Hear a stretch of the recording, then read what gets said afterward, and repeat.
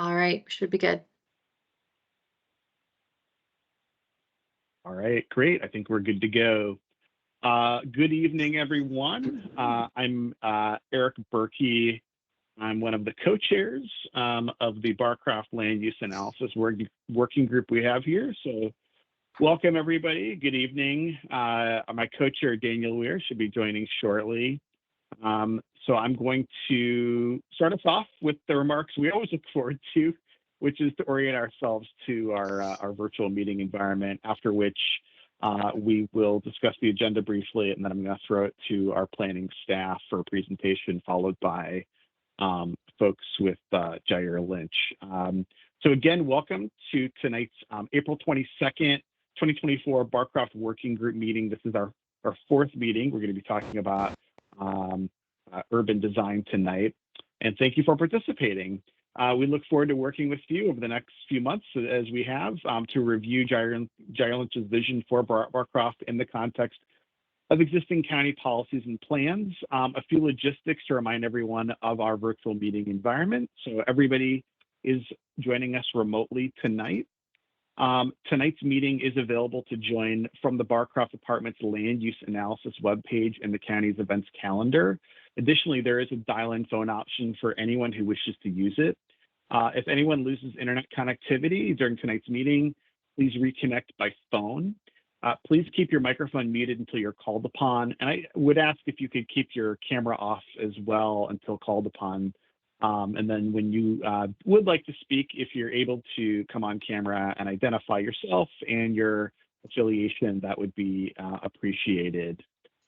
If you're not a member of the working group, we do ask that you remain on mute with the video off, so the Teams platform can focus on the working group members. Just as an aside, we've really worked hard to make sure that we have time at the end of these meetings for public comment.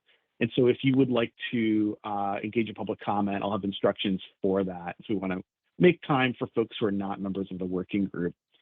When a working group member is called upon to speak, you must unmute yourself by clicking on the microphone icon that is on the meeting command bar.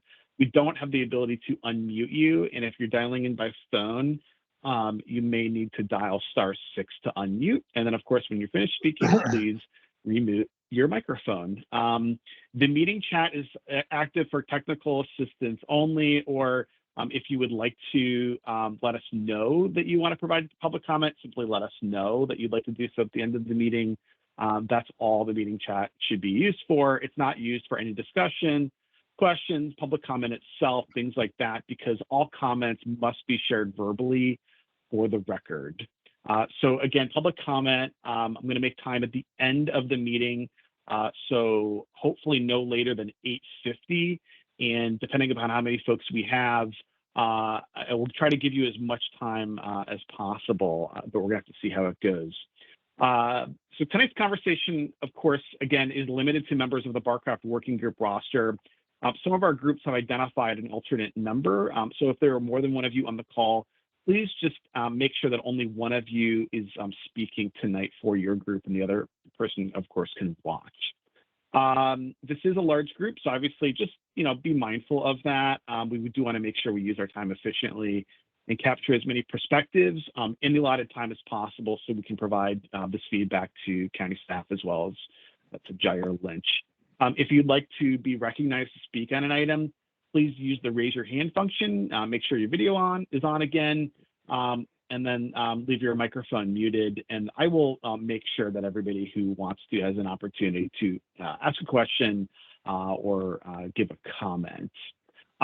There may be some folks who are joining us by only phone today, and if that's the case, I will do my best to make sure that we take pauses to verbally check in to make sure that those folks who are only on the phone have an opportunity to be recognized. Again, all of this is being recorded, will be posted on the county website, and all information associated with tonight's meeting will be subject to, or is subject to, the Virginia Freedom of Information Act requirements. And I believe that is it. So again, tonight we're going to be focusing on urban design. That is the subject before us. And so at this point, I'm going to turn it over to county staff for their presentation. Thanks, everybody, and good evening. Olivia and I are going to run through staff's presentation before handing it over to John Lynch. So I'm going to pull up our slide deck. Just give me 1 second.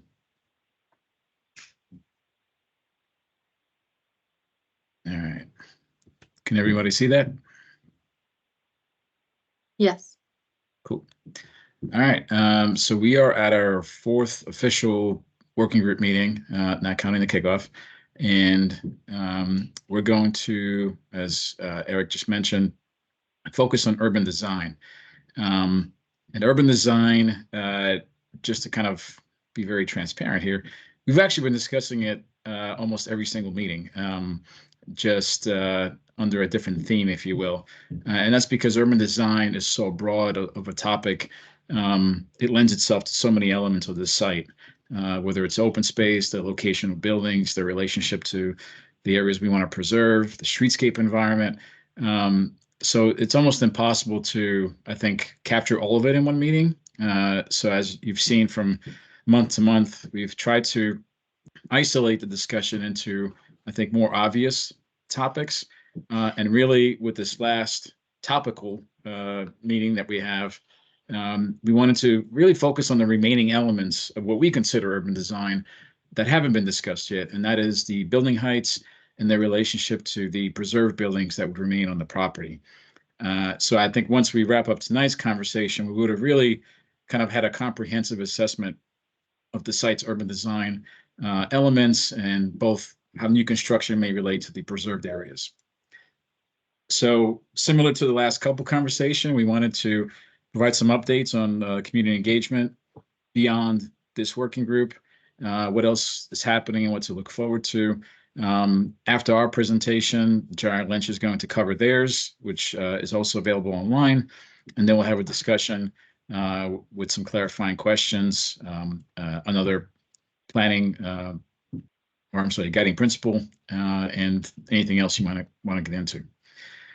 On the community engagement side, we do want to return to our graphic that we continue to update as this process moves forward. You can see the highlighted meeting there, tonight's urban design focus. We have one more working group meeting, which is the May 13th date.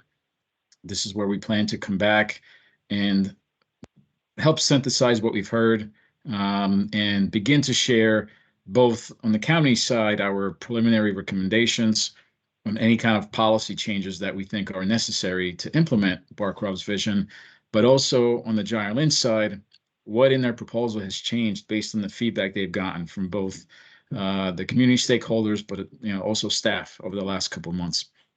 So we'll hopefully try to conclude that conversation and beyond mid-May, move into what will kind of be a lead up to the county board consideration in July.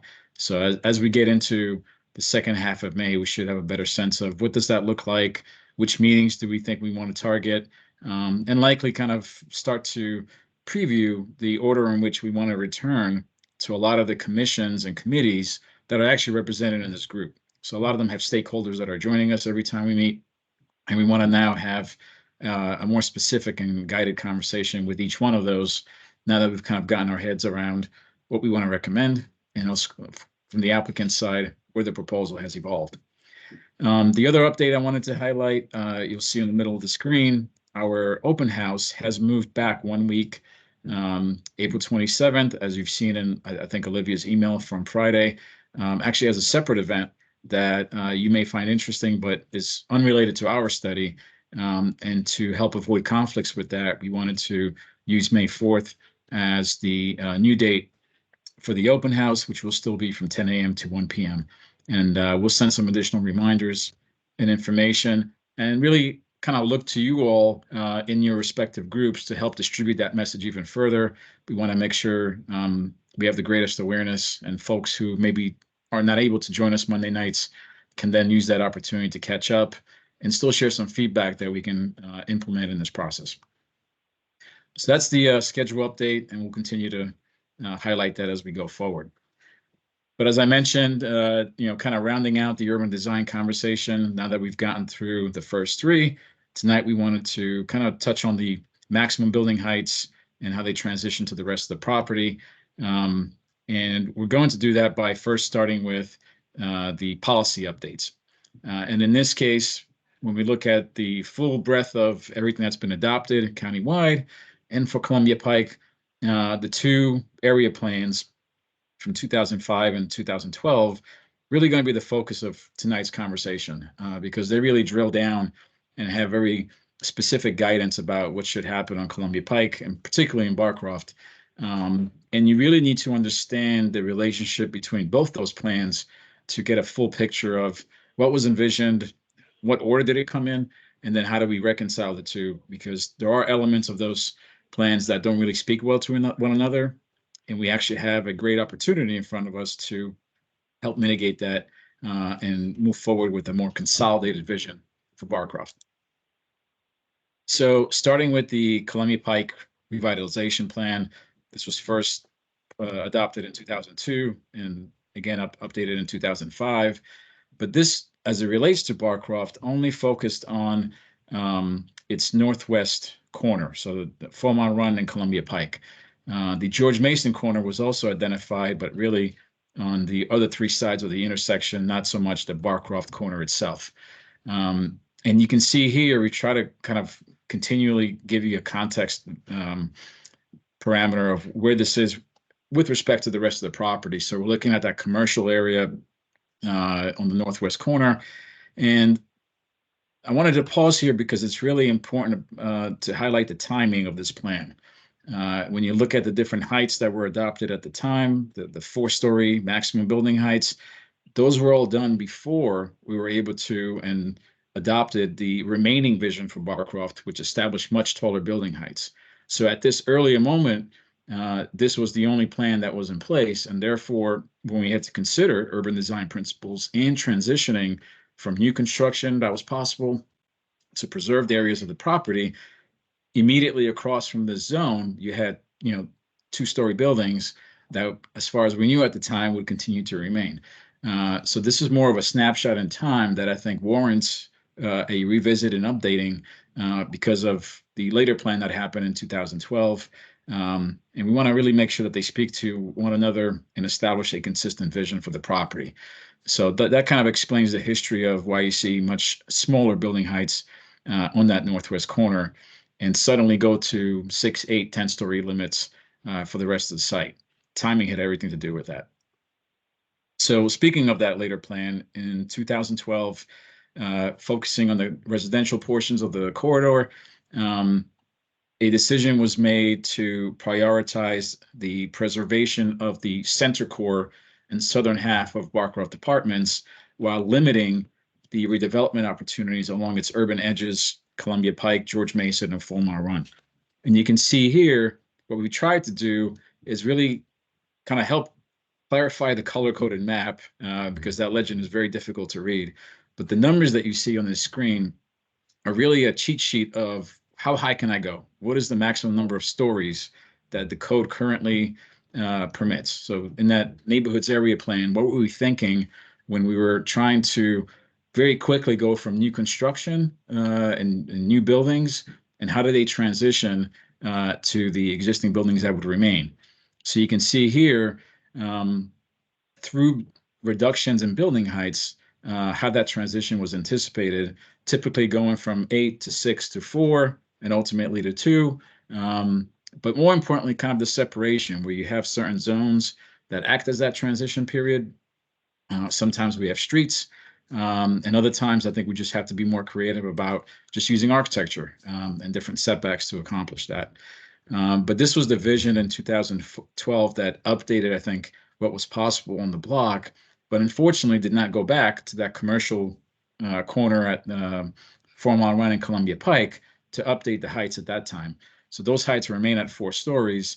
And I think through this process, we can kind of help clarify and update that so that we have a more consistent vision and I think more gradual transitions on the property. So this gives you a sense of the policy context of how we got to where we are. And I think really sets the stage for the proposal updates that you're going to see from Jai Lynch and how they are kind of using this to evolve the vision for Barcroft and still achieve some of the housing goals that were set at the beginning of this effort. And with that, I'm going to hand things over to Olivia. Thanks, Matt. So before we get into the applicant's presentation, we just want to talk through some of the additional, site considerations and other kind of rationale for change that we're going to see in the applicant's presentation.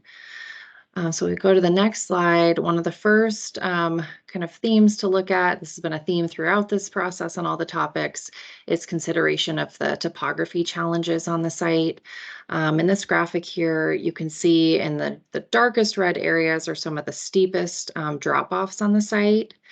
And then on the Jerry Lynch proposal on the other side, you can kind of see how a lot of the redevelopment areas are proposed where those kind of along the contours of those steepest areas.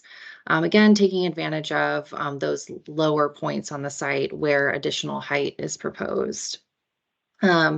So we do want to note that the transition areas between future redevelopment and existing preserved buildings often involve significant changes in this topography, particularly on that western half. And then also want to note that although we'll see maximum building heights on certain portions of the site, due to the topography, those maximum heights may only be realized on certain portions, as some of those will be built into hills and then will include a shorter height as they transition towards the plateau area. The next slide. So the other point that we wanted to note are the two different types of transition areas that we see in the Jerry Lynch proposal. The first one kind of takes advantage of existing or proposed streets and the distance that those introduced streets will provide between both, redevelopment and redevelopment, but also redevelopment over to preserved buildings. These areas will also include street trees and other vegetation that will help soften those transitions. But the other types of transitions we'll need to take a more thoughtful look at are those shown in red on the screen. These areas are much closer to the preserved buildings. They may not benefit from, our proposed street going in.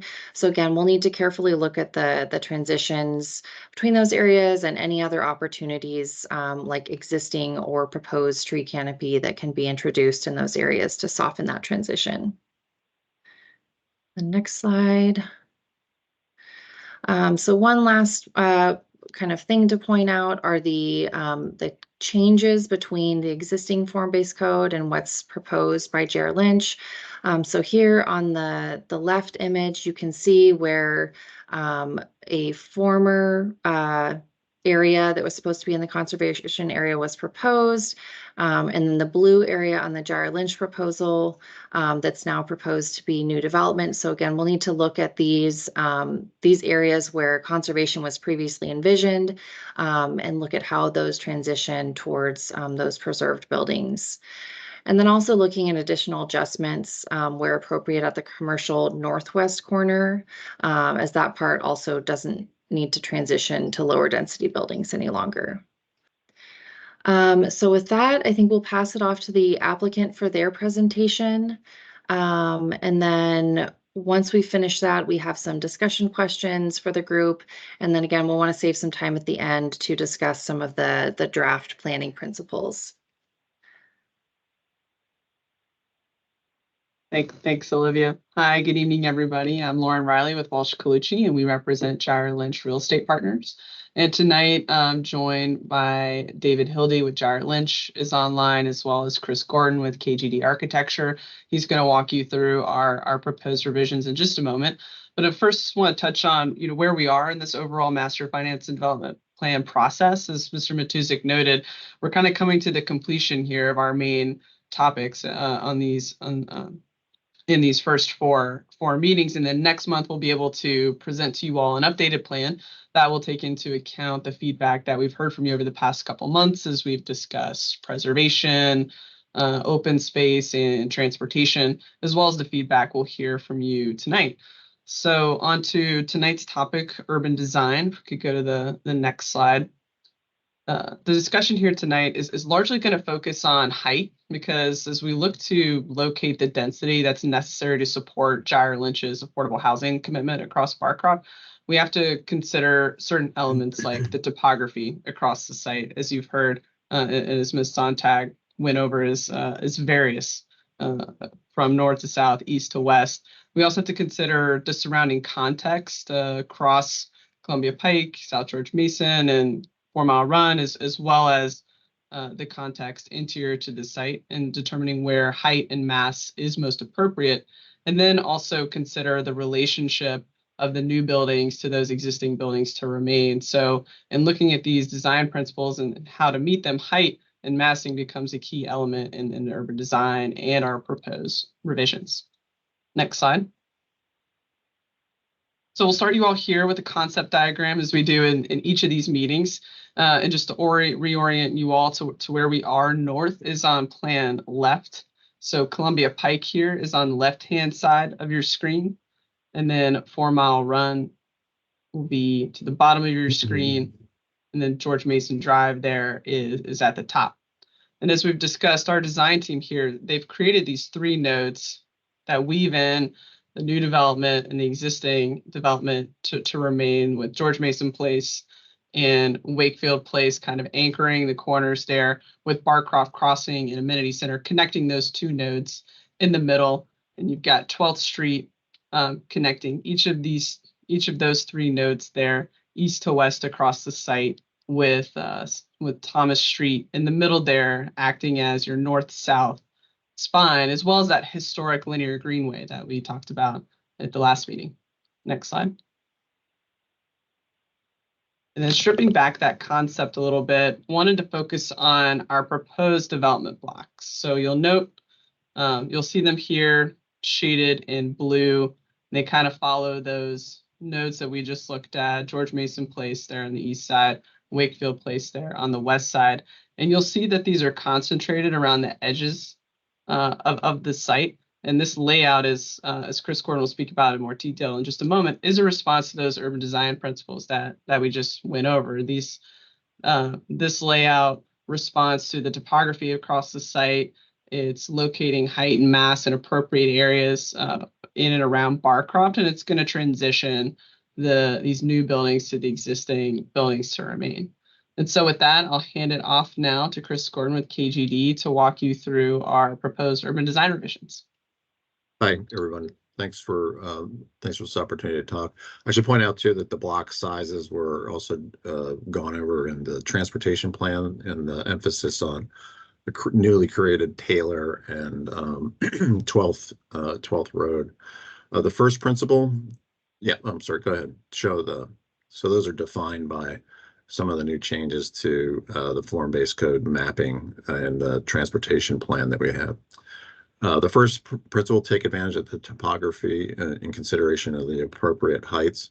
Olivia went over some of this, but just to reiterate it, there's quite a bit of topography. We call this top area, and you can see the X's are designating particular points in the plan, and the numerals afterward, the number afterwards, is the elevation and height above sea level. You can see that it's quite steep, going from George Mason Drive on the upper corner down up to the 193 feet, where the Thomas Street Plateau starts and the entrance to that Thomas Street happens. And then again, it goes quite steeply down again towards Wakefield Place and towards 4 Mile Run. These are really formed by 2 valleys, one for Doctor's Run and one for 4 Mile Run. So the flat area is on the middle portion of it, and these topography lines that you're seeing here are 2-foot increments, but you can see how tightly they are. It gets darker and much more blackish on those perimeters. That's very steep, and so that's one of the reasons why we refer to that top area of Thomas Street as a plateau. So taking advantage of that, from what Lauren has described and what Olivia had also described a little bit, the perimeters in the upper portion towards George Mason Drive is lower, much lower, Same thing going to Wakefield Place on the bottom is also quite low. So the impact of height is lessened for the interior spaces for the conservation areas, but increased, off to the perimeter. Go to the next one. We did keep the graphics in here, so it sort of emphasizes what we were just talking about. Reconciling heights discrepancies between the commercial form-based code and the neighborhoods form-based code. As Matt had discussed, the differences between the two. And we also, again, talking about reconciling this from the transportation plan. If you want to go to the next. And this is a agglomeration of both codes. The red signifies the perimeter of the neighborhoods of the form-based codes, but in particular, the neighborhoods form-based code is the darker lines. Our site is the purplish color. And then the cross-hatched areas are the commercial nodes, the commercial form-based code. Our entire site is pretty much within the neighborhoods form-based code. However, the far eastern portion across George Mason Drive is the Penske site, as it's referred to, is in the commercial nodes. And then the extreme western edge is in the commercial codes. And as we were talking in the transportation, they weren't really reconciled. And I think Matt touched on that too. Next.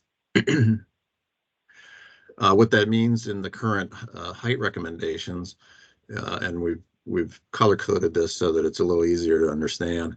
You can see the circled area to the page, the bottom on the west. You can see the 4 stories and 3 stories. The 3 stories on the backside, I should point out too, is from the mapping of the BES, and it actually is kind of odd because it sort of requires townhouse type developments or small apartments on that back edge. As you progressed further down south 4 Mile Run, the heights increase. The heights of the buildings across 4 Mile Run are actually 14 stories. So in recognition of that, and I think from the topography too, those heights increased. And then they terrace down to the 6th story. And then the blue signifies a particular passage in the form-based code that requires 30 feet of height directly adjacent to the conservation area in green. And that's within 50 feet of any structure that exists in those. And I'll show you what that means in section. To the east on the top of the page, the recognition of the importance of South George Mason and Columbia Pike, it's 8 stories, 6 stories, and then progressively stepping down. Again, the 4 stories in those conditions there are designated because it's small apartment townhouse designations from the street designations in the form-based code for uses on those faces. Next. Increase heights to achieve density targets in contextual appropriate areas consistent with the county policy. So in this case, we're talking about making sure it responds to those, the topography, to the conservation area, to the adjacent sites around the perimeter, especially. And in this diagram, we're showing, recognizing what heights exist. So the numbers on the sites directly across the street, those signify how many stories those are. And then we've also taken a chance to show the distances that we're talking about between those. So we're not directly adjacent to, in these cases, there's quite a lot of right-of-way that exists between those. So there's a lot of space between them, especially to the page north along one of the blocks actually faces Doctor's Run, which is got quite a good buffer to the neighborhoods to the east or page north. And then we're also suggesting stepping back the buildings at George Mason Drive to create a public open space in those cases. Going to the next. principle, provide appropriate transition and heights to buildings within the conservation area in keeping with the neighborhood's form-based code. So we just went over the perimeter and how we're proposing the relationships between those. And in particular, part 4, you can read it yourself, but neighborhood manners is important in this case. For BES sites and adjacent to conservation areas, there shall be a setback of at least 20 feet from a wall or existing buildings within the conservation area, and B, where any portion of that structure within 50 feet of the wall existing buildings within the conservation area, that portion of the structure shall have a ultimate building height of 30 feet. So what does that mean? The next slide, we show on the left-hand side an example. So within the 50 feet of separation between the 6-story structure and the green, which is the conservation area, if you build within that, you have to stay 20 feet back from it, and you're allowed to only go 30 feet high in those areas. And then a newly constructed, if you just simply don't build that 30-foot zone, you can go straight up to 6 stories adjacent to the conservation, provided you're 50 feet back from that structure. Next. So going to the western node, looking at it, this is a blow up of that area. And the suggested or proposed heights that we're asking for. Again, we're showing the distances to the perimeter and the heights of the buildings along South 4 Mile Run, which is 14 stories. And what we're recommending south of Wakefield, which is in the commercial nodes, and you remember those were 4 and 3 stories. We're proposing to increase that density and increase that height. So we're talking about 8 stories in those locations. And then the further you get away to the edge, it's 10 stories. As you get north of Wakefield, 8 stories along Wakefield to match the heights proposed on the western portion of it. And then the same as the neighborhood's form-based code calls out today, which is 6 stories. And then tapering down to the 30-foot transition area, which is signified in the blue lines. And the green, again, is the conservation area. We're talking about 14 stories along South 4 Mile Run because we see this height as an opportunity to increase the amount of units that would be possible. And it happens to mirror what's going on across to the western edge of that. That right-of-way is quite significant because of the transmission lines that exist there today, and then the dual-purpose roads with South 4 Mile Run plus South 4 Mile Run minor. Next. What does that mean in terms of a graphic depiction of that? This is a section looking to the east, so the intersection, so South 4 Mile Run would be to your back in this particular image. The pink is the future proposed development. The red line, dash line, just to make it clear, that's the 4-story height restriction to exist today in the form-based code. And you can see that on the right-hand side, it's quite open. That's the South 4 Mile Run, which I just described. And then Columbia Pike is pretty significant too in terms of its separation between them. There was one building that had been redeveloped using the form-based code, and that's being depicted in the 4-story building on the far left-hand side. There is a key plan on each of these sections. If you can read those, it's quite small, but you can see exactly it's at the tip of the site. Next. So moving further down 4 Mile Run, this is the 14-story proposed 14-story future development. Again, in the red dash lines, you can see what is allowed today. And depicted on the far left-hand side is the 14-story buildings that exist there. They're twin 14 stories. And this gives you a really good example of how wide that distance is between them. We didn't put the power poles in, but they exist there somewhere in the middle of this. So what we're talking about is an additional 4 stories on the perimeter of the site in the lowest portion of the topography around Barcroft, and this is what it looks like. To continue, the next slide shows a little further to the right-hand side. So again, the proposed building that we just talked about is on the left-hand side, and you can see that the stepping down effect of the line of the current FBC height requirements, and we would abide by that and follow the same trajectory. Sorry, was there a question?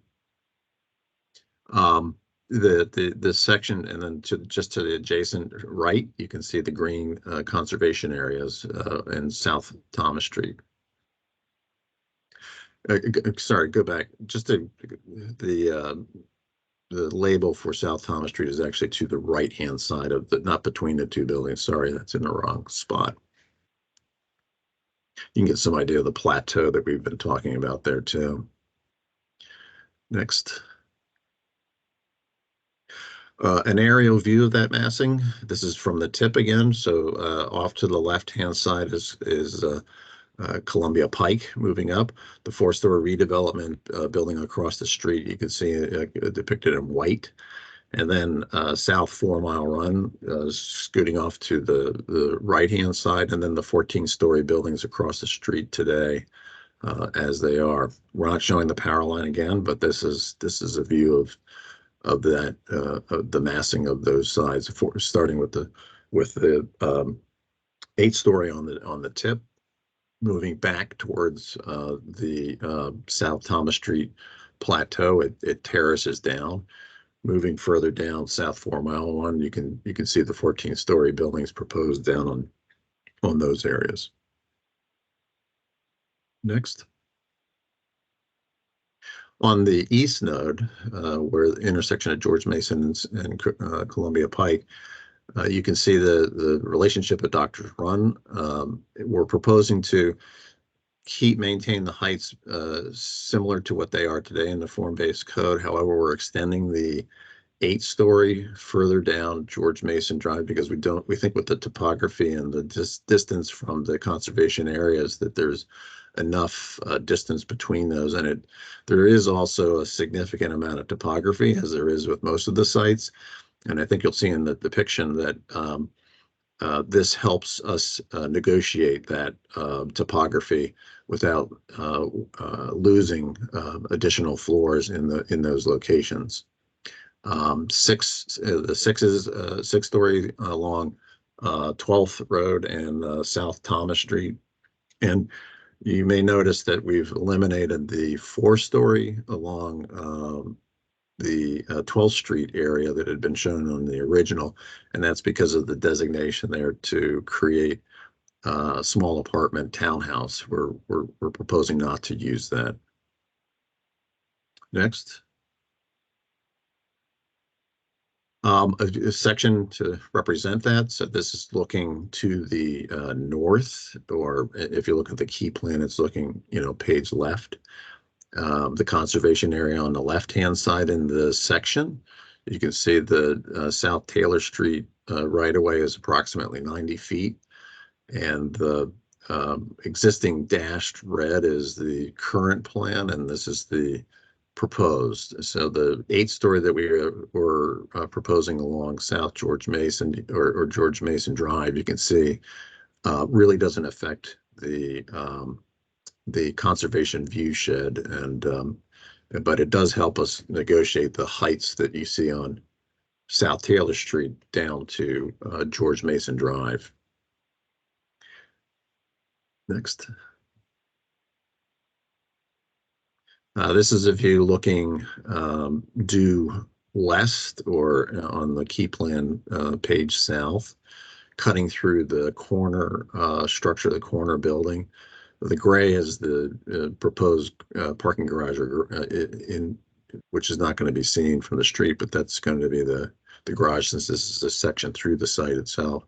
The red again is depicting the line of heights allowed in the current FBC, And you can see the massing stepping down from Columbia Pike all the way down to 12th Road South. Here, this is an opportunity to see again that Columbia Pike has got quite a lot of distance between the Centro on the right-hand side, the existing development there, and the proposed. Next. An aerial depiction of this massing. This is looking back. Centro is off to the right-hand side, and to the left is a proposed Penske site massing on that site.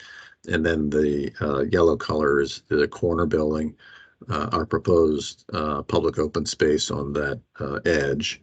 And then both the corner building and then the further down building that's across from Doctor's Run, you can see there. The heights are essentially matching on Columbia Pike with the Centro across the street. And the massing, you can see terraces down towards the conservation areas on the interior. Next. So a side-by-side comparison, so you can easily see the changes proposed between the two. We believe that they are subtle, but they improve the plan for a number of reasons stated at the beginning of the presentation on this. But you can see that it's following a lot of the guiding principles that using all the knowledge that we have today to improve the plan for future redevelopment. Let's go to the next. And this is a view just to get sort of a synopsis of what we've been talking about. This is actually a view looking, George Mason is in the foreground, just passing by, and you can see, even in the further foreground is Doctor's Run Park. You get a sense of the topography there with the buildup of this Thomas Street Plateau, and how on both sides, both the east node on the right-hand side and the west node on the left, how the massing tapers down and moves away from the Thomas Street. But you can get some sense of how much topography there is there and how dramatic the change in height is just naturally, just the way the site is now. And I think we've used that topography in an appropriate manner to not only increase some of the height where appropriate to compensate for the topography, but also to provide better opportunities for the future redevelopment without affecting the conservation area.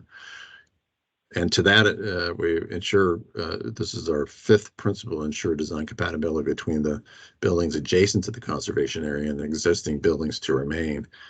The current FBC touches on this, of course, but we've gone a little bit further to be a bit more descriptive about goals within that to maintain the architectural compatibility. One, transitioning massing heights to mitigate impacts on adjacent conservation zones. So we've just been talking about all that and representing how we feel that we've met that. Two, provide scaled architectural elements within fenestrations to diminish the massing both vertically and horizontally. And just to break that out a little bit is modulating or creating modules in the building fenestration to diminish scale where appropriate. Building vertical facade changes to identify base, body, and top in the building massing. And then variations in fenestration heights such as parapets and other elements. So not everything's uniform horizontal or uniform vertical, but to vary, create a bunch of enough variations so it breaks down the massing appropriately. Provide number three, provide sympathetic pedestrian street relationships along the base of the building. The streetscape and how people actually interact with buildings is at the sidewalk and how you relate to those buildings. So that's very important that the scale be brought down to that level. And you can see the pictures, the images on the left of the existing do that very effectively. 4, consider appropriate locations for building uses such as amenities, entrances, loading, and trash. It's always important that you diminish the impact of those services on the existing. And then 5, consider landscape buffering between buildings where appropriate. So continuing on with, even with the Garden City movement that this has been, the original Barcroft was a model for, continue on that with landscape elements. Next. And that's it. Yeah, thanks, Chris. That's concludes our presentation. We're open for questions. Great. I think at this point, I'm gonna go back to staff to tee up some of our discussion points here.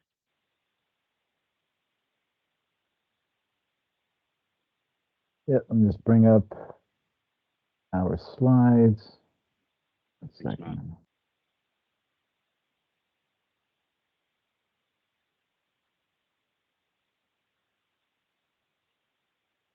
As we do that, I did want to mention, actually, we could probably say that for the end of the meeting. Here we go.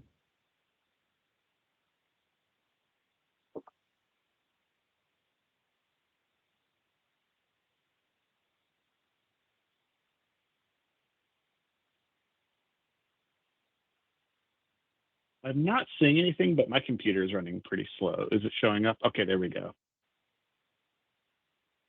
Did we have Glenn? Hand up? Yeah, was that Glenn? Is that a clarifying question? Oh, here, well, give me a sec. Give me a second. Hold on. Why don't you hold your question real quick? Sure. So we're gonna do. So here's the order. So we'll do clarifying questions, building height maximums. We'll hit transitions, and then other stuff. So I'm looking at my watch. About 7:50. So I'm gonna try to do this about an hour, so we can fit some public comment in at the end. All right, Glenn, go ahead. Okay, thanks. Yeah, I did have a clarifier, sort of 2 related clarifying questions. One, does the form-based code, I didn't go back and read it again and I don't remember the detail. Does the form-based code define only the number of stories? Is it X number of stories, 14 stories, 12 stories, 8 stories, and not the number of feet? So that an 11-foot floor to floor or a 10-foot floor to floor could create different height buildings inside that 8 or 14 or however many stories? It does it both. It does it both in stories and in height. In the case of the height, some of the stories, it's almost, you really would not achieve the height maximums in some of the sections of it. And in the case of the 30-foot adjacent to conservation areas, it's kind of an odd height for a building because it's a struggle to get 3 stories. You can in a concrete structure, you might be able to get 3 stories in that, but in wood construction it would be very difficult. So we're showing that as 2, but it does talk about it in two different manners, both stories and which in small portions, like when it says 14 stories, it is, or 10. I guess the FBC doesn't go above 10, but it is 10 stories or 100 feet or 120 feet or whatever. It does have a maximum height, yes. All right. And then second question, more about just real quick, if I could for a second, the form-based code actually does go as high as 14 stories. Only in key select areas, particularly in the east node, where I think anytime you're surrounded by existing mid-rise buildings, there is a few opportunities. So we have 10, 12, and I believe 14-story limits, but they are very intentional and limited. Okay. Right. And so that answer actually mitigates my second question. But I'm still kind of curious. Does the development agreement allow for only rental apartments, or is there a possibility that some of these, and I know it's way down the line, 10 years or whatever, but are some of these potentially condos?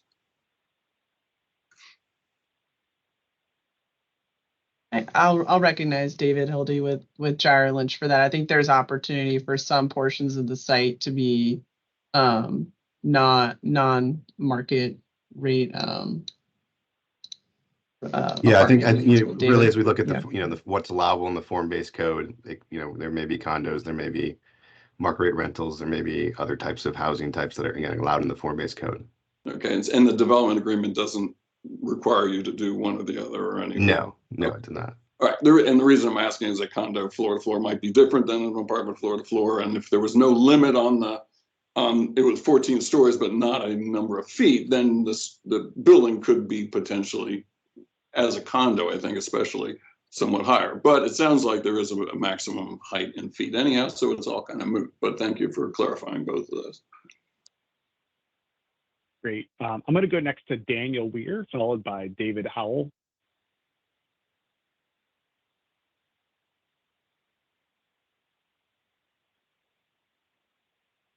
Daniel, you can go ahead. Sorry, thank you, mute attack. I have 2 or 3 clarifying questions. The first one has to do with the 14 stories. Where is the lobby entrance going to be? Are those going to be, is the lobby going to be facing into the Barcroft Apartments complex, or is it going to be facing Formula Run Minor?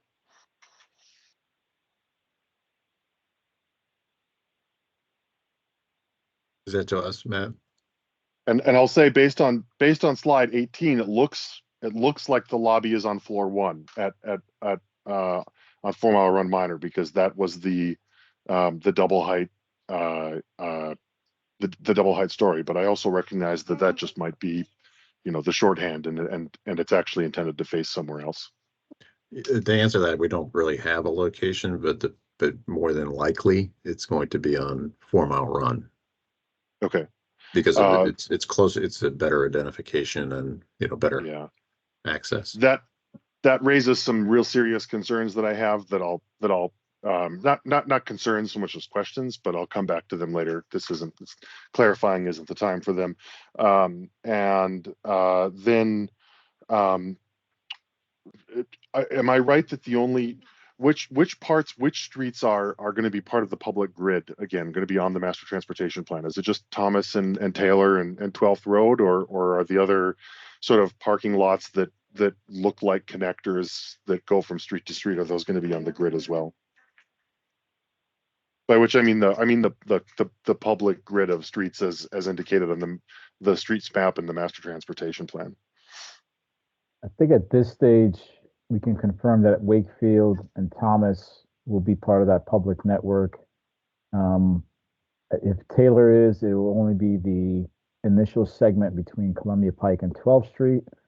And I would imagine by our final meeting on May 13th, we can confirm the status of 12th Street. I got this. Oh, can't hear you. Yeah, we lost you there, Daniel. Can you hear me again? Matt, did you say? Yeah, we can hear you now. Go ahead, Daniel. All I was saying is, Matt, I heard you say Wakefield and Thomas, and that's as far as then my connection dropped.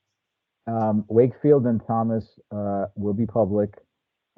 Taylor is likely to be public, but primarily between Columbia Pike and 12th Street. So that first segment that's being introduced next to new construction. Okay. And I think by our final meeting on May 13th, we should be able to confirm what the outcome will be for 12th Street.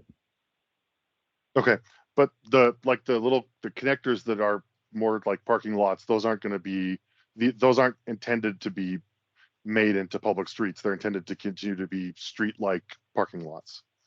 That's correct. Okay. Thank you. That's all. Thank you. All right, we'll go to David Howell, followed by, I think it's Dick Woodruff. Go ahead, David. Okay, thanks. Yeah, I believe it's page 11 of the staff presentation. If you could scroll back, well, maybe we don't need it, but anyway, there's a bullet that talks about the flexibility. Yeah, right there. It's possible that maximum building heights may be realized only for portions.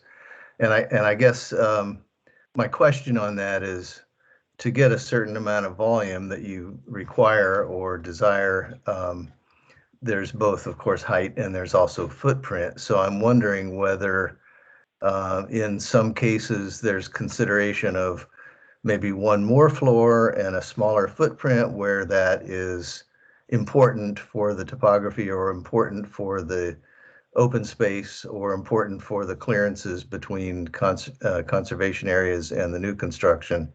Whether that sort of that formula or that dynamic is going to be part of the consideration when you come down to to making the decisions about height, because obviously a lot of people are concerned about too much height, but with the topography you can take some advantages there and perhaps depending on the requirements maybe dial back the footprint a small amount in places where it could matter. Yeah, and I appreciate that comment. I think what might help in that for this study to really be effective, and I think for everybody involved, staff included, to have a clear sense of what is possible, what is envisioned, what J.R. Lynch, as the applicant in this case, has maybe explored and studied, potentially even ruled out. We really need to see even a high level approximation of building footprints, which we're seeing on the screen now, and they've been kind of identifying throughout once they acquired the property. But as we do that, and I think we see some hypotheticals and at least one way in which the site could be developed, what I think is a healthy reminder is that at least the current process, and even when we get into the neighborhoods form-based code amendments in the second half of the year, we're not really stipulating exactly how the building footprint will be oriented and kind of letting that remain an option to the design team moving forward whenever they are finally ready to move forward with a specific phase. And rather what we're trying to elevate and kind of pin down, if you will, is the orientation of the building. So where's their front, where's their back? Are there zones of transitions where height does need to step down, or zones where buildings should not be located because they're really getting close to existing buildings or perhaps natural areas we want to preserve? So I think specifying some of those parameters, but it really won't be until an actual application is filed and we see later down, especially given the phasing diagram that we've seen already on the site, how the design team will ultimately react to the vision and the guiding principles that we have for the site. All right, thank you. Thanks, David. I think Dick Woodruff is next. Yeah, thank you so much.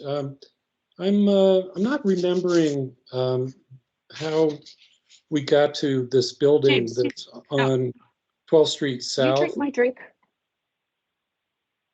Hey, hold on, I'm going to interrupt you. If folks can remember to mute themselves if they're not speaking, that would be great. Thanks. All right, go ahead, Dick. Sorry. Okay, thanks. I'm glad you had this slide up because I'm not remembering this quite large building that juts out into the conservation area that's on the north side of 12th Road South. And can you tell me was that on previous design plans submitted by J.R. Lynch, that particular building? And also the sort of unoccupied space just north of it. What are those two spaces intended to be? That's empty space and that building, what will those be? Will those be apartments, or is that the new designated public facility, or what is that? So this may be a good time for J.R. Lynch to bring up maybe one of their slides where there's actually a kind of a notch in the outline of the property when you're kind of traversing Columbia Pike. There are two parcels that essentially represent other ownership. They're not part of the Barcroft Apartments, not part of the larger master financing development plan. One of them is an older, I believe, rental community, a small number of units, and the other is a recently completed by right townhouse development. They're both kind of like on this hill, if you will, the peak of Columbia Pike there. So what we're seeing is basically what else beyond those two properties, those two parcels, those Barcroft actually represent, and therefore J.R. Lynch controls, which are then forced to kind of continue to build around those two parcels. So that's that little square green looking notch along Columbia Pike. What's happening around it to the south and east, I think, has been identified for redevelopment as early as fall of 2022, when the first version of the master financing development plan was released. It may have looked slightly different in terms of the orientation of the buildings and what the future public park would be. But I believe as those versions evolved, that historical building that has the arches, I believe number 40, has been identified as one that would go away and be replaced with new construction, which was something that we've kind of seen as part of this big balancing act throughout the property, where in this case, we would be losing an existing building and having new construction replace it. But on the west side of Thomas Street, in that section 1, the more historical, important aspect of the property, we're actually gaining buildings that will be preserved that our previous vision documents actually called for redevelopment. So in some cases, the preservation area increased, and in some cases, it decreased as Gyre Lynch has been able to assess and study where development is most feasible and economically sensible. Thanks. Do you know what the intended use of that building is? The proposed building? Does Gyre Lynch have a plan for that? Just because I remember there was a lot of discussion about a public use facility, you know, of recreation. Is that what that is? Do we know? Are we talking about the small building on the corner of 12th and Thomas, or a different No, I'm one? talking about the new proposed large building on the north side of 12th Road North there, or 12th Road South. The Yeah. E-shaped building that's on its side? The W-shaped building. W, you got the right letter. No, I mean, that building, as far as we're considering it, is not necessarily new. I'll let Gyre Lynch speak to, I guess, when it was first introduced, but all of these are residential in nature. Well, I understand all that. I understand the point you were just making. I'm just wondering what the use of the building was going to be, if they know. Can they clarify that? Beyond just residential, you mean? Yeah. David, do you want me to take that? It's a resident. No, it's I'd going have to to- be yeah. a residential building. Yeah, it's a residential building. Yeah. All right, thank you. That answers my question. Thank you. I'm going to go to Michelle Winters. Hi there. Can you hear me? Yes, we can hear you. Okay. Yeah. Sorry for the mute problem before. So my question is about the affordable housing components. I know that a certain percentage of the affordable units are going to be in new development. And so I'm wondering what the thinking is so far on where among all these new building options those affordable buildings might be, and also how the height options that you're seeing here are going to interplay with the affordable housing locations or any other affordable housing considerations.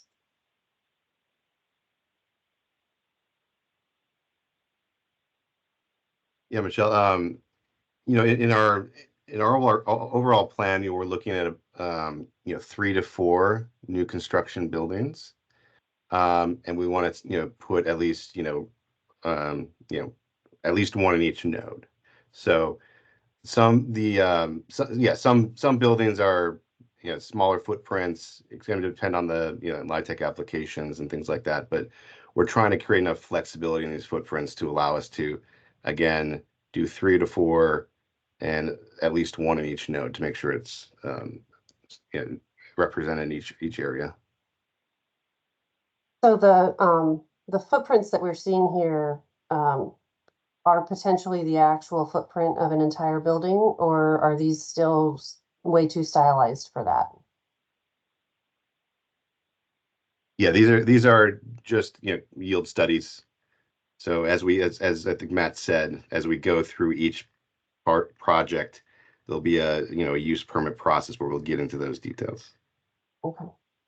And then the question on the heights and affordable housing, I know that, again, looking at the finances of the MFDP, the amount of new development that you can get, which depends on the heights, is one of the things that can improve feasibility of doing affordable housing because of the profit potential of additional new development. So is the proposal that you have here sort of exactly what you were thinking when you did the MFDP, or has it changed at all since the MFDP? And how much does all that depend on getting the 14 stories?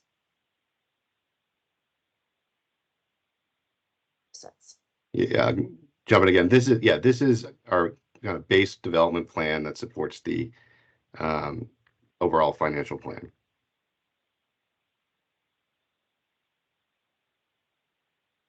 Okay, so base meaning there may be other proposals at some other time. That's what usually base means, that there are options beyond the base. And actually that was the title of one of your pages in the report.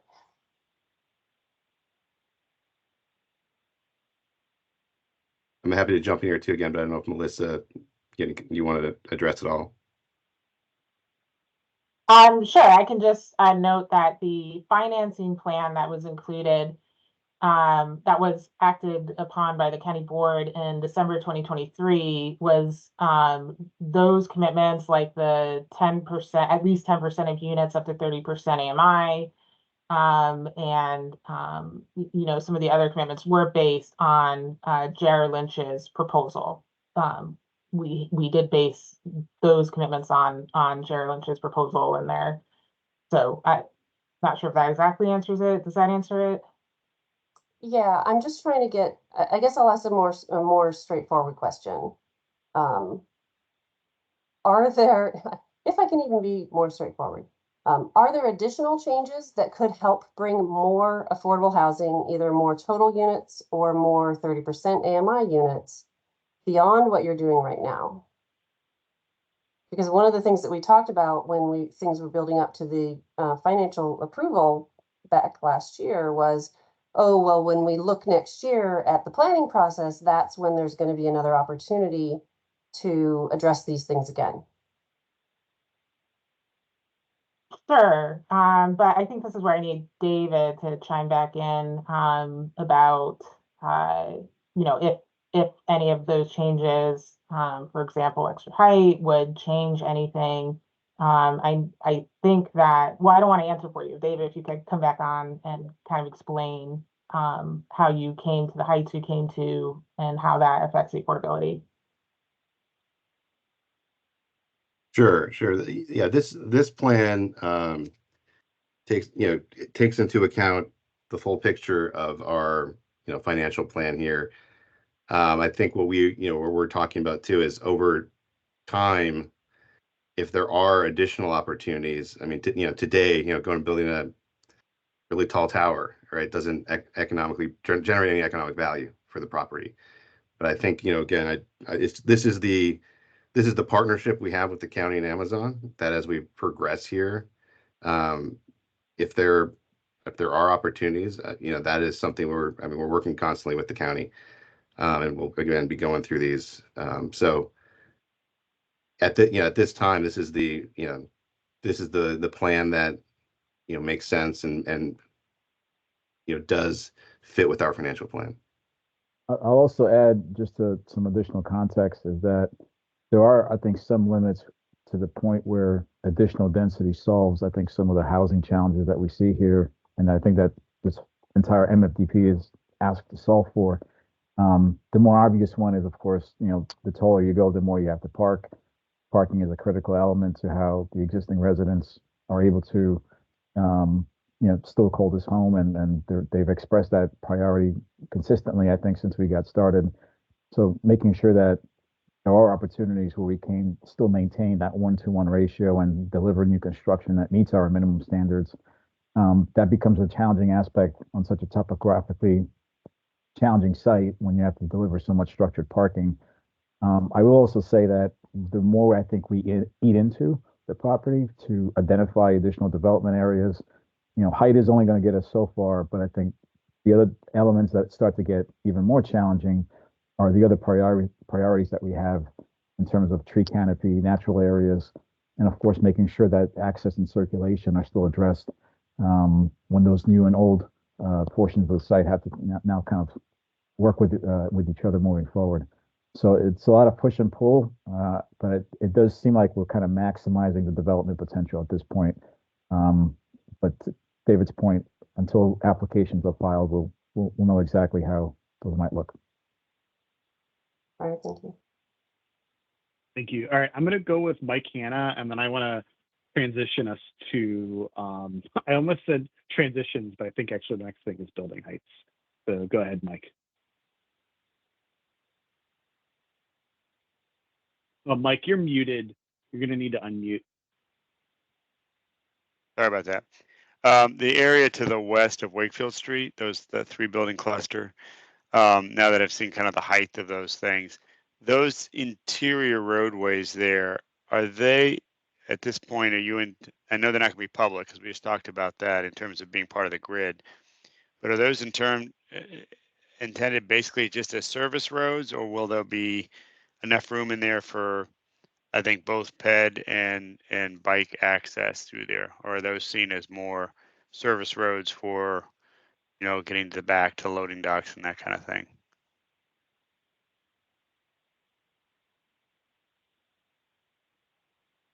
Are you talking about the gaps between those towers? Yeah, you have that three building kind of thing. So you're seeing on the left-hand side the red lines and the amount of topography that coincides with those locations. And it's, quite dense, and you can see how steep that is. Connections there are going to be very difficult. So we're envisioning right now gaps between the building that would primarily be for servicing those buildings, trash loading and access there. Where possible, we'd like to get at least some pedestrian movement between the buildings and those locations to go up to Thomas or come down to 4 Mile Run. We just haven't gotten into enough detail to look at those. More than likely, they will not be accessible because of the steep topography that exists there today, but it may be possible in one or two of those locations, or in both of those locations, to get a pedestrian connection between the two sides, I should say.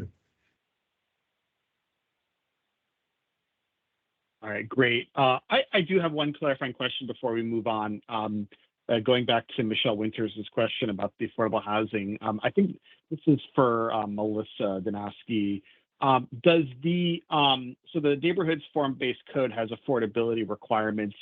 Does the preservation of the legacy units, does that in of itself would that satisfy the neighborhoods form-based code requirements, or would Gyre Lynch be required to produce more like any other neighborhoods form-based code project? Can you explain? Sure. So for neighborhood form-based code projects that are new construction, they need to provide 20 to 30% of the net new units being constructed as affordable for 30 years, up to 60% AMI. And however, they have the option to provide those units in the existing buildings. And those buildings do have, as you know, the 99 years of affordability, up to 60% AMI, in many cases deeper. So they do have that option to meet that requirement through the existing units. Great. Thanks for clarifying. I see Dick's hand still up, but I think it might have been up from before. So I think we're going to transition, Matt, now. We'll transition to talking about building heights. And then after that, we'll do transitions. I'm going to put myself first, take chair's discretion. I do building height maximums. This is sort of building height maximum adjacent, but I want to return back to the question. I don't remember if it was Glenn or if it was Dick Woodruff raised about the new proposed building at 12th Street and Taylor. And so I understand that throughway, where there is not currently you go there and there is a courtyard and then there is an archway. And so Taylor kind of stops for a block and then it kind of continues on the other side. up the Columbia Pike for a block. And so I understand there's a need for loading and kind of a connectivity point there. I just wonder, this is maybe more of a statement than a question. So I walked the site with Daniel Weir last night and one of the Barcroft residents, and it is a really nice, awesome courtyard. It was being used by a bunch of kids were playing soccer in it. And it's just a really nice kind of community space. And we were walking around, I'm thinking like, this is Barcroft right here. And so it's, I understand everything that's been said about why we need density there instead. We've got to make some tough choices. I don't disagree with that, but it just really is unfortunate that that's such an awesome space as it is, an open space. And so, if there's any way, this is really for the Gyre Lynch folks, if there's any way to think about that open space there, even if it gets reoriented, thinking about the design of those new buildings on 12th Street. One of my biggest concerns with this redevelopment is just making sure that the new buildings aren't like the new buildings over here and then the old buildings over here. And we sort of have like folks who live in the new buildings and they have their space, and folks who live in the older buildings and they have their space. Like, I think that would be a pretty unfortunate, outcome after all this really hard work and all the hard work you all have done to make this, project stick. And so I would love to see you all consider maybe opening up those buildings somehow, or kind of maybe better integrating them than just kind of the square kind of donut shape that we commonly see. So you don't have to respond to that, but that's sort of my feedback after walking the site. I'd like to see us kind of work on that a little bit more. So it's not a question. If you want to respond, feel free, but that's more of my feedback after having looked at that space. I'm going to go to Glenn, followed by Daniel Weir. Okay, well, that's the same building that I'm interested in, right? I think that's, to my mind, to my expectation, that's the one that feels the most intrusive into the conservation area. And I would just reinforce, at 6 stories, I think it would overwhelm the building on the south side of 12th. I would like to at least consider 2 variations on that one, either the kind of the 2, and I get that this is a number of apartments and there's a pro forma and all of that, but we're very early on too. This is not a huge change, and I'm sure that no one's counted exactly the number of apartments you have. You're doing this by square footage now, so I think there's some flexibility there, at least I hope so. So my 2 variations on this are, one, the 2 legs of the E or the W, whichever way you want to look at it, to the west, pull those back and make some sort of little figural space there, right? A space that people use. And I think that's what Eric was sort of talking about there. And I think that would be great. It's, it's behind those townhouses. So maybe that would be a nice place where the community could really feel it's central. And it is pretty central to that. And that could be a nice space. Or secondly, 6 stories feels really tall to me. It's 4 stories I'd feel a lot better about, or if it's 6 stories, that there would be a setback at the 4-story level of some import, so that the building begins to mass back a little bit and you don't read that 6th story from the street. Something like that, I think, because that guy is sort of sticking straight. If you kind of read a figure ground of this, that guy is right in the middle, and all the figures and of the smaller scale, these older apartments are very thin, and there's a big guy that sort of sticks his finger out into the middle of the space there. So I really feel like that's the most worrisome piece that there is. So that's all. Thanks. Thanks, Glenn. Daniel, actually, I'm going to make sure we don't have anybody is there anybody on the phone that I've neglected to call on? I'll give a pause here to make sure anybody who's calling in only by the phone feature has an opportunity, assuming you're a member of the working group. Okay, hearing no one, I'll go with Daniel Weir, followed by Michelle Winters. And then Dick, if you still want to go, you got your hand up, you can go ahead. Daniel, you're on mute. Thanks, Eric. I certainly share the concerns for everyone else's benefit. I mean, Eric and I basically had a bit of a mild heart attack as we realized that, you know, at a minimum, if the arches aren't, you know, if that arch feature isn't preserved, we need to probably update the cover of the neighborhood's form-based code, because that structure is featured on it, right? I understand that it wasn't featured because that structure, you know, because of anything particular to that structure. I understand that, and I want to make sure we all understand that too, is that the reason that that structure isn't featured on the cover of the neighborhoods plan, it's not because the people who were developing the neighborhoods plan wanted that structure to be preserved in and of itself. And I've talked, I have over the last, you know, 72 hours talked with a good number of the people who were on that working group and confirmed that.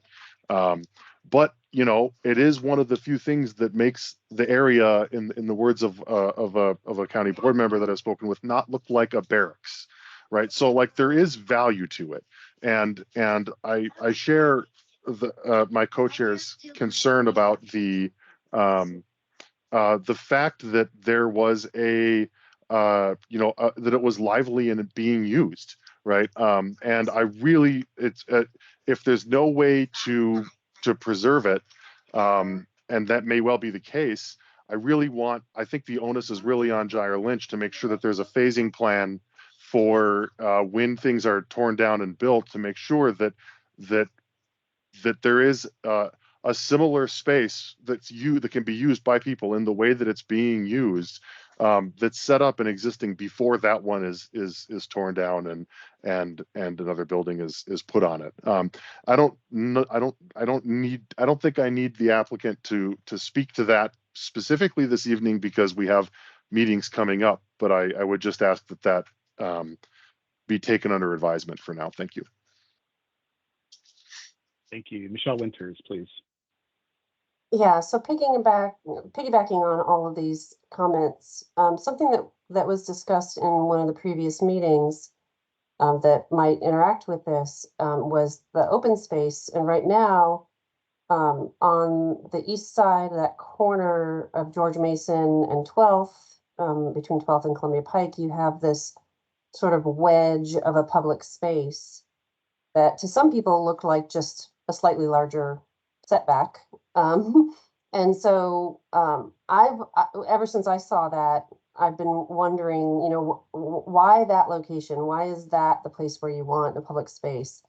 And I think they answered a little bit, but if I were doing this design, and I'm not a designer, I would pull that space and put it in the middle, kind of like in the area where everybody's been talking about currently has, you know, that big open space. Of course, the arrangement's going to be different, depends on whether you put Taylor Street through.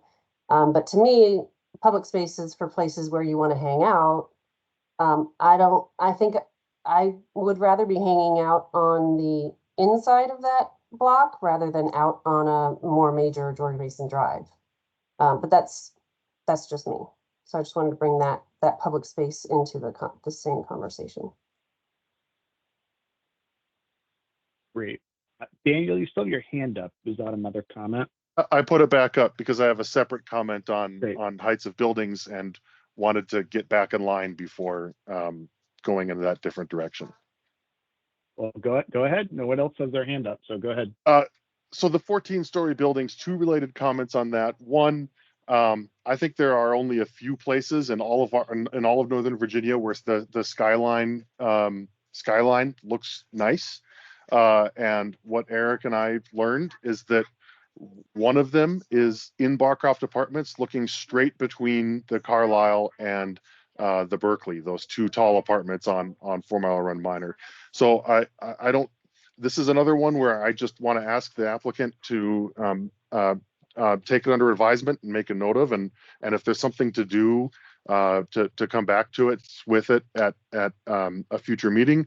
But it would sure be nice if between all of the different tall structures that are built on that are built along 4 Mile Run Drive, if there's a way to preserve one of the very few view sheds that the Skyline development still looks very nice under, that would be nice to do that. More importantly, if the lobbies are going to be facing 4 Mile Run Drive Minor for those 14-story buildings, then I think that we need to really return to the transportation and streetscape discussions, not necessarily tonight, but I don't know. I have deep suspicions about whether or not 4 Mile Run Drive would be able to handle the car volume that would be generated by those buildings being along 14th Street. And I have similar deep suspicions that the parking lot streets that are not part of the street grid would be able to handle them if they are being loaded from inside the complex. Likewise, the pedestrian experience for people coming in and out of the lobby along 4 Mile Run Drive Minor and hopefully walking up to Columbia Pike is presently abysmal. I am a big user of the 16Y, and I see that intersection walking from 9th Street down Buchanan to 4 Mile Run Drive Minor every day on foot, and I don't know how street improvements to 4 Mile Run Drive Minor don't become part of this project if the lobby is going to be facing 4 Mile Run Drive Minor. I don't necessarily mean don't become part of this project for updates to the neighborhoods plan, but they would absolutely have to be dealt with comprehensively at some stage, site plan or whatever. Not site plan, but use permit. So those are my heights of buildings comments. I'm going to yield back. Thank you, Mr. Chair. All right, I'm going to go actually to Chris Slatt, and then I'm going to transition us to transitions. Go ahead, Chris. Hey there. I just wanted to kind of echo what Commissioner Weir just said. I am fine with the general height shown in this plan, but it does make me want to take another deeper look at 4 Mile Run Minor from a transportation infrastructure standpoint and really think about what that experience is for somebody trying to walk or bike. Because it sounds like we're potentially putting a fair number of people there on 4 Mile Run, and they gotta, get to transit or get up to the commercial areas up on Columbia Pike. That's it. Great. So I'm going to move us along here. So now questions on transitions, and then I think we're going to kind of wrap up and talk about some of the urban design principles. So if folks have questions about transitions. Actually, I had my hand up, so I'll go ahead first real quick. This is not like strictly, I don't know if it's strictly a transition issue, but it is an issue. One of the things that really struck us in all three of us, but especially our representative from the Barcroft Residents Council was just the lack of lighting throughout the site. And so this is a question for Jair Lynch. I know that you folks are doing a lot of work on renovations that's starting soon. That's not what this working group is about, but it certainly does affect the entire site. And that just really struck us how dark a lot of the site was. There are lights for sure on some buildings. There are some existing lights, some Dominion lights as well. But are there any plans to evaluate kind of the lighting situation, especially in the areas that are not going to see redevelopment?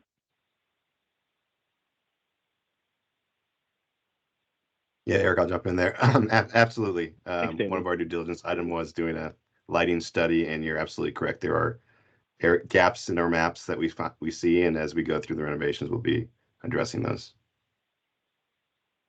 Much appreciated. I think just getting a lot more light in what is a pretty leafy area, which is fantastic. I think really could help alleviate a lot of concerns that we've heard from residents about, potential crime, just general safety, generally feeling comfortable, in their own neighborhood. So I appreciate that. I'm going to go to David Howell next.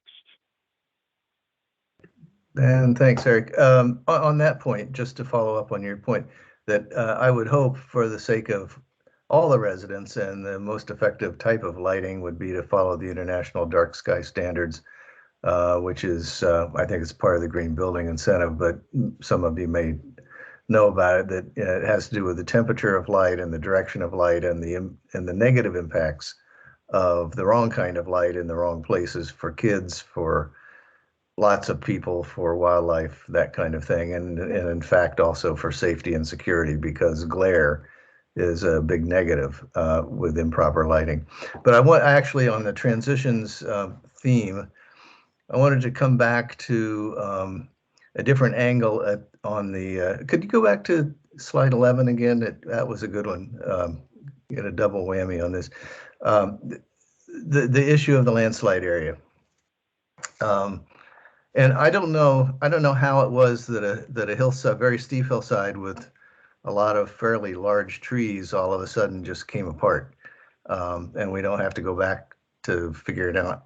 I don't know. It's not relevant to how it ended up happening in terms of stormwater and other things that might have set it off. But now what there is such a, and I've also walked this, that it's such a steep hill that there are going to be real serious issues with containing it. And I understand from a discussion with the urban forestry staff that, you know, the engineering challenges for such a steep hill really would preclude the ability to plant any canopy trees or any large trees. They would have to be understory trees with very small root volumes, just because of the need to compact that soil so much that it ends up becoming difficult to plant things more than other than just like shrubs and grasses.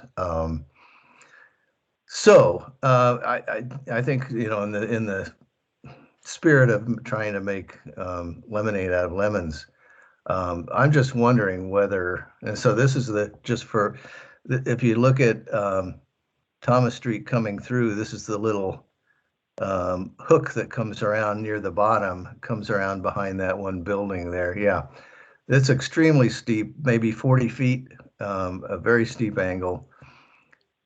Would it make sense to consider just investing in doing something rather than spend all the money to try to shore that up? Just take that out and drive some piles in there and build a small parking garage that kind of hooks around the bottom of that, holds the whole soil back, just like you would do in any major construction where you've got you know, a 4-level garage or something, and you've got to hold the soil back, and take advantage of it for a good purpose, where the top level would be at grade with the plateau, and the bottom level would be at grade down by the lower apartments, maybe having access from either the top or the bottom. I think it could be maybe four levels. I don't know the exact dimensions. And then one of the things that the site really struggles with is to have both large areas of sunshine and large areas that's flat. And so on the top of the parking garage, you could make a park. It could be urban gardening. It could be pickleball. You could even put a small swimming pool up there, whatever you want.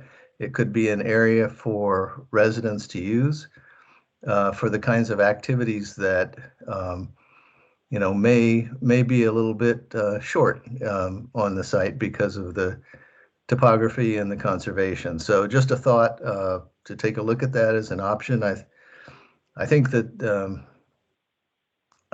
obviously it would probably cost more than just digging it out and putting in a lot of concrete terraces. But then if you do that, what do you have? Just a heavily sloping hillside with small plants.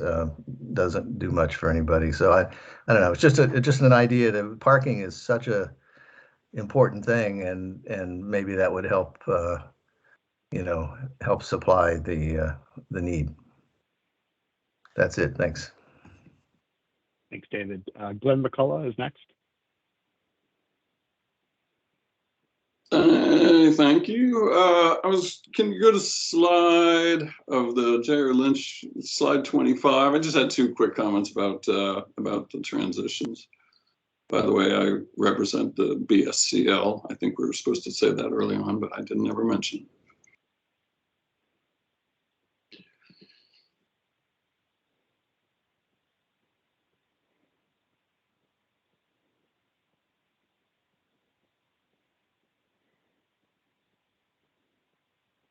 25. Oh, wow. My 25 is different than your 25. Something I looked at yesterday. Let's go. I'm looking for, yeah, that one, 24 now.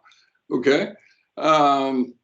So I just want to say, I mean, this is by way of the good news. I think by happenstance, mostly, the taller buildings are either relatively north or relatively west of the conservation zone, the smallest buildings, the lowest buildings, and therefore have a little less impact on the amount of sun that these areas will get throughout the day. So I think that's a happenstance of the configuration of the property.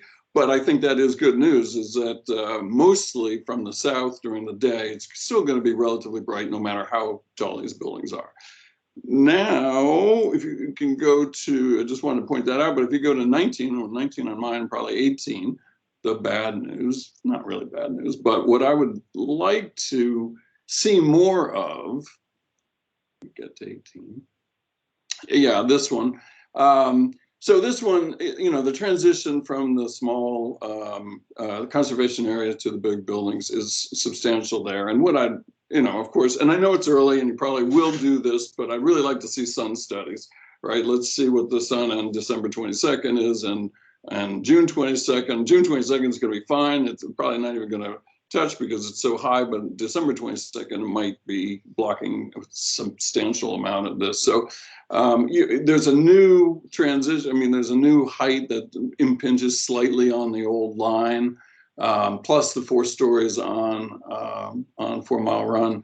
So I'd just like to see, you know, a little more strategy about where the sun is on September, on the equinox and the solstices. And again, I'm sure this will happen down the line, but that will be important to kind of understand how much light is really getting in there during different seasons. Thank you. Great, thanks. Next up is Alice Hogan. Good evening. I'm Alice Hogan. I'm with Navajo Arlington Housing Alliance. I have a few questions. I think, David, you had mentioned that there will be 3 or 4 new construction buildings, one in each of the nodes. Were you saying that those 3 would be affordable buildings? So that was my first question. And then I was hoping you or someone could follow up on Michelle's question about the open space at such a busy intersection. I had the same reaction, and I wondered why it's being chosen down there away from where most people will be living. And also, if it is going to stay there, would there be some sort of good barrier that would make families feel comfortable utilizing that space so close to a busy intersection? And then I had one more, but maybe I'll see about those. Thank you.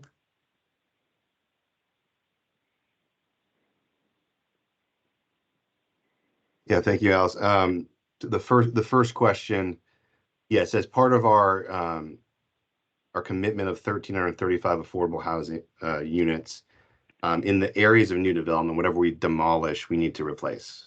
So right now it's a little over 400. So that's why I say 3 or 4 buildings would replace those 400 units that we are replacing into new buildings. So that's the program we're trying to fit, and that's why I say there's flexibility to figure out how we fit that program, but at least have representation across the site.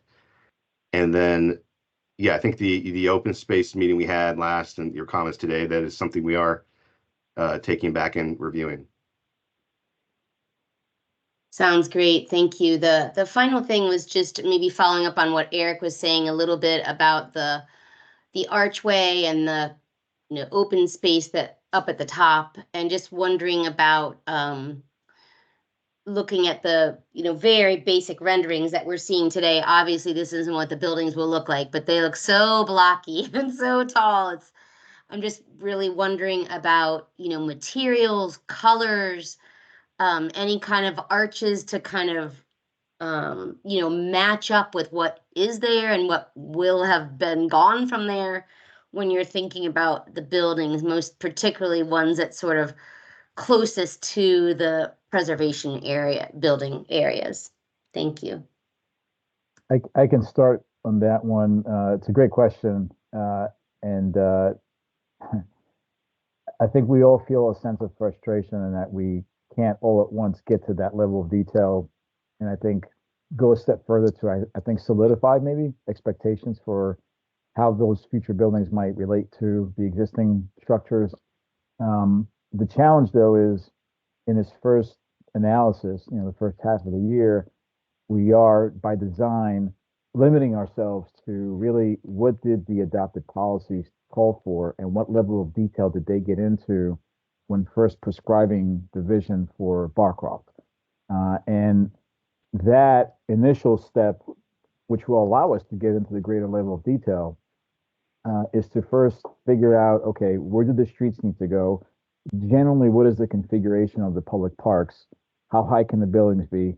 And once we have at least some parameters like that in place, it not only allows us to then get into the specific location of building edges, the character of some of the guidelines that we want to institute for the relationship they may have with the existing buildings, but it also gives Giant Lynch, I think, an opportunity to keep testing their modeling based on how many units they think they can achieve.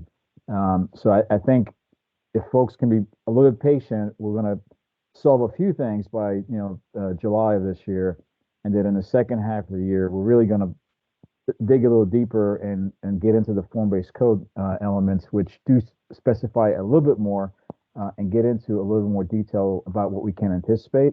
But I will say there is a final layer of information that we simply won't get into until an actual proposal, like a special exception use permit, is filed, where building by building, we're going to see how Giant Lynch's design team has taken all this information in, and particularly in the areas that are adjacent to, so abutting those historic preservation boundaries, those actually will not only have our typical review process, we're interdepartmental staff team, the Form-Based Code Advisory Working Group, but also the Historical and Landmark Review Board are involved to make sure that the architectural treatment and the massing transitions are appropriate in all those locations. So it is kind of a three-tiered approach, but I think gradually we'll get to that level of detail and have multiple opportunities for feedback. Great. I'm going to go to Daniel Weir next, and then I think we want to move towards the design principles. Ahead, I have Daniel. a more wrap-up-y comment if you're ready to do that, but I'll defer if you want to do anything else first. Yeah, well, I think that's Eric, sort of Eric, where we're heading. Eric, this is I think you got Linda Linda Dye. on, so let me defer to Linda I've been first. waiting for quite a while. Yeah, Linda, go ahead. Yeah, okay. My question and comment builds on a previous one. Slide 16 showing the new 14-story building on the east side of Wakefield next to the proposed open green space, and the winter shadow that would be cast pretty significantly from a 14-story building from the south to the north. And if there's a way to, I certainly understand having 14-story buildings on 4 Mile Run. If there's a way to step back the one 14-story building so that it does not create a serious shadow on the deliberately designed open space on Wakefield Street there.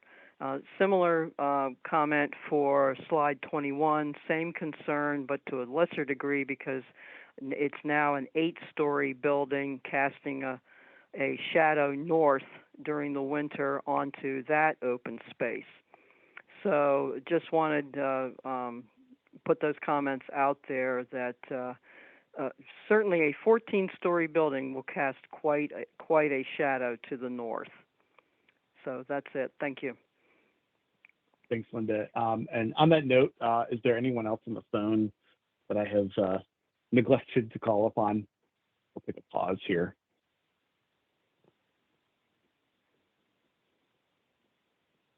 All right, we'll go back to Daniel Weir. To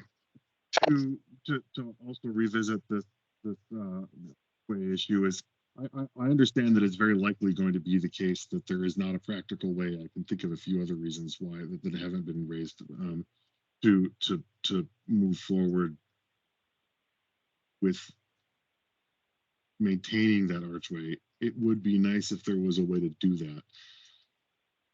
I would ask the applicant to come prepared, if not at the open house, but at the, but later, with something akin to what was done with the Bob Peck Chevy site, where we are using the architecture to memorialize those features that are unique to Barcroft as it exists today, that won't be continued, that won't necessarily continue to exist.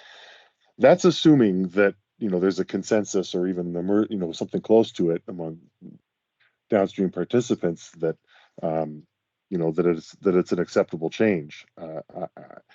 I don't mean by saying that I think that there won't be. I just mean that I think it would be, I think that there are going to be voices that are going to be heard from at the commissions that are much more concerned about the preservation of that archway than what we've heard tonight. So my suggestion to the applicant and request is that we have some options for ways that we can honor the spirit of that, of that structure, and ensure that the active space that it currently facilitates is preserved in the staging and phasing. Thanks. I will just add briefly, one of the things, and it's not a direct response or solution to what was just mentioned. I want to stay away from that. But on the broader topic of historic preservation objectives, as they relate to the reality that portions of this site will be lost for redevelopment, we are working with our historic preservation staff to help memorialize language that I think moving forward, as those applications come in for new buildings, building by building, we have some documented language that speaks to mitigation strategies that we've utilized throughout the county every time a site like this and lesser sites had to be redeveloped to achieve other purposes, whether that's signage, whether that's interpretation, or oral history.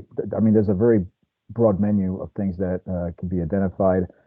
Design considerations that you just mentioned, could they be interpreted somewhere else in the property through architecture? So we'll be working on that, and there'll be some additional materials to review that I think, beyond this current process, I think help us document what we would like to see, moving forward.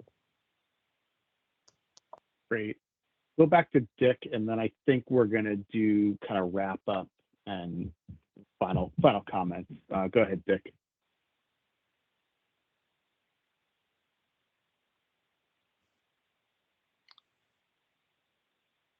Dick Woodruff, you've got your hand raised if you want to go ahead. Yeah, I think, I don't know. Can you hear me? I can hear you now. Yep. Yeah, I thought I had lost you.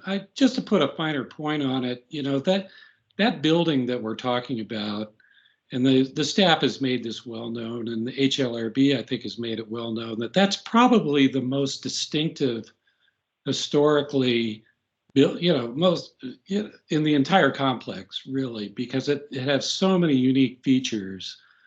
And, it's really, I think it's such a shame that building, of all the buildings in the complex, is designated to be torn down and replaced.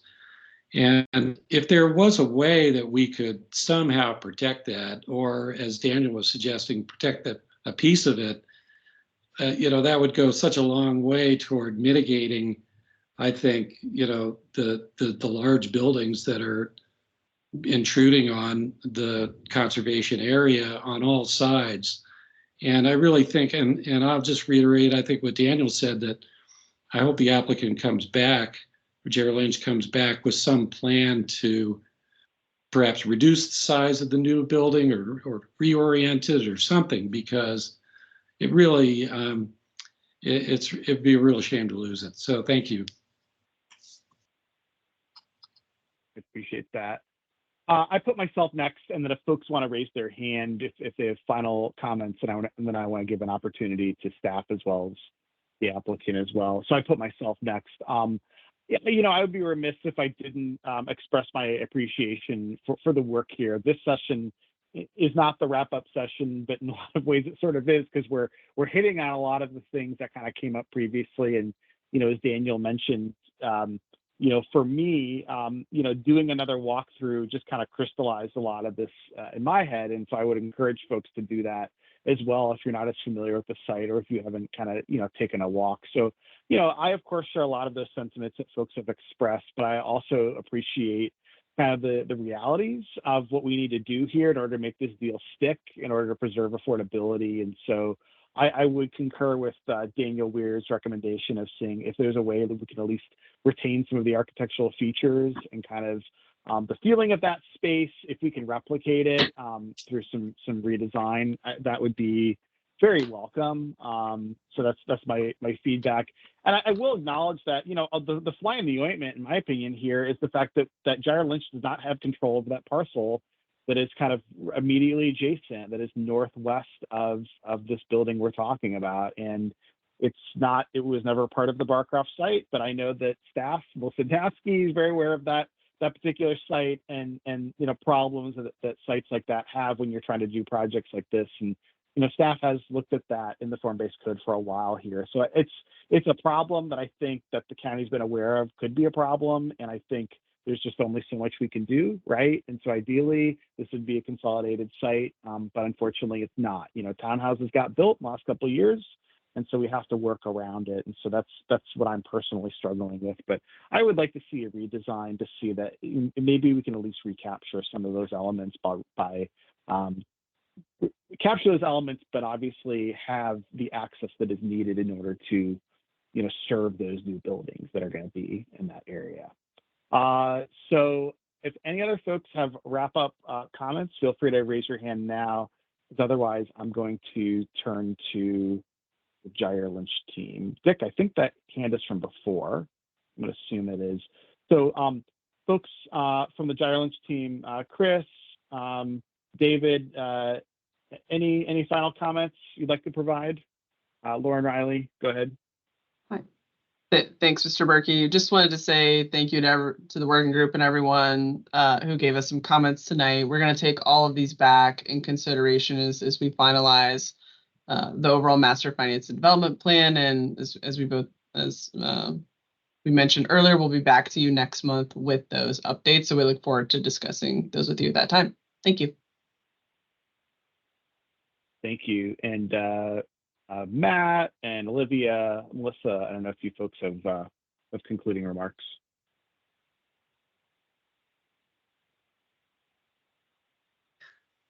Not necessarily concluding remarks, but I did want to just, before we close out, touch on the planning principles again. And Matt, do you mind going back to slide 19? I think that has all 4 of the principles there. So just to reiterate, topic by topic, we've been introducing these draft planning principles to help identify some of the core community values and kind of interpret some of the intentions in these, existing or these modified county policies that we're taking a look at.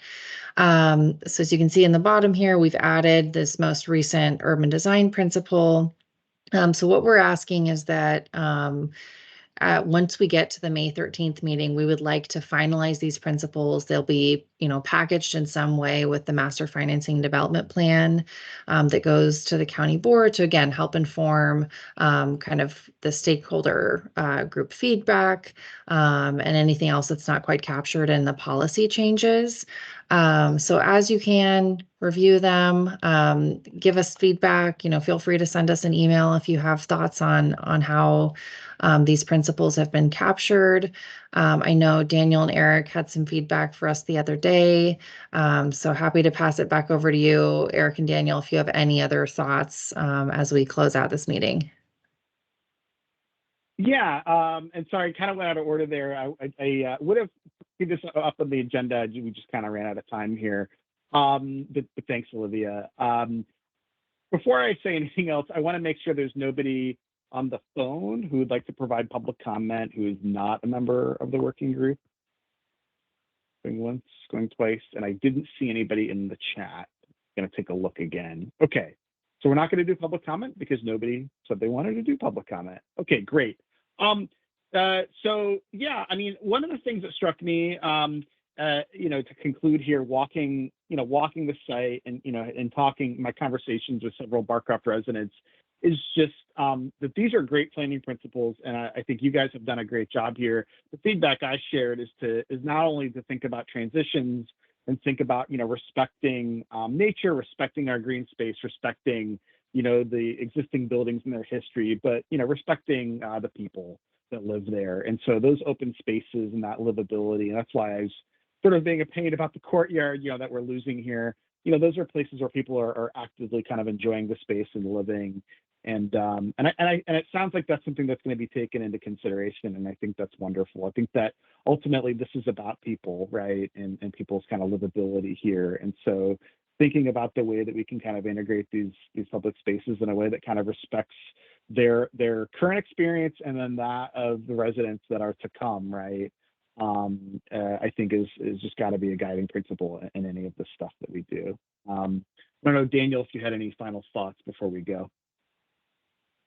I think that sums it up really well. And thank you for summing it up so nicely. Okay, so it's 8:58. You all getting out of here 2 minutes ahead of time.